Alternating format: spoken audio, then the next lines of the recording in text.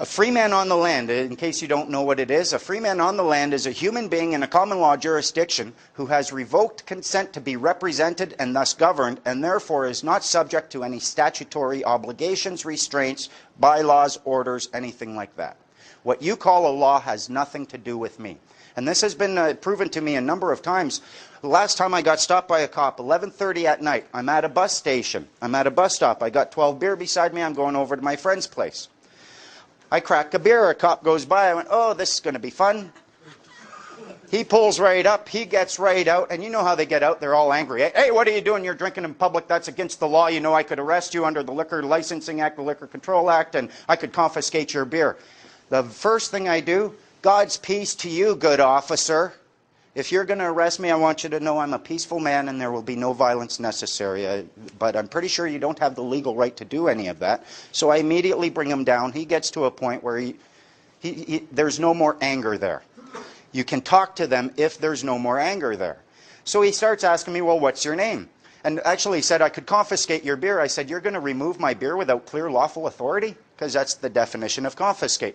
So at that point, you start using some of these words, and you know the definition of them. He's going to step back a little bit. He's looking for the weak. He's looking for the people who have no idea what these words mean. He asked me for my name. I said, well, I'd love to help you, but I don't know if you're operating legally or lawfully. I don't know if you want my legal name or a lawful name. He goes, well, I'm acting legally. I want your legal name. I said, do you have proof of claim? I have an obligation to have such a thing? Okay, fine. I'm acting lawfully. Fine. My name's Rob. What's your last name? Why do you need that if you're acting lawfully? I don't even have a last name. I have a family name. Okay, well, what's your family name? So finally, he seemed like a decent guy. We were talking a little bit. He used to do masonry. I told him I was a mason.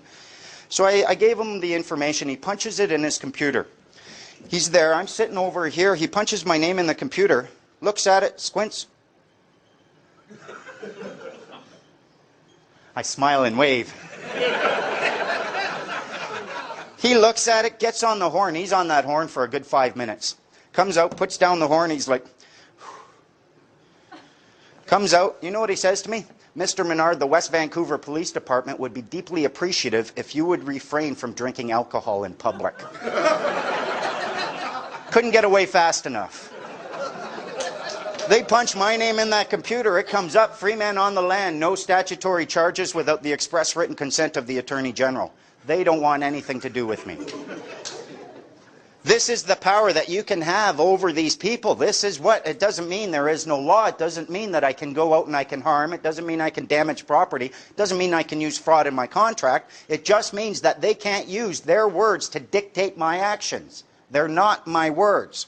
Now, why is it that they get to apply these words against you, but they don't apply them against me? What have I done that has allowed this situation to develop?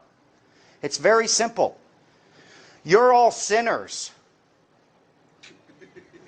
Yeah.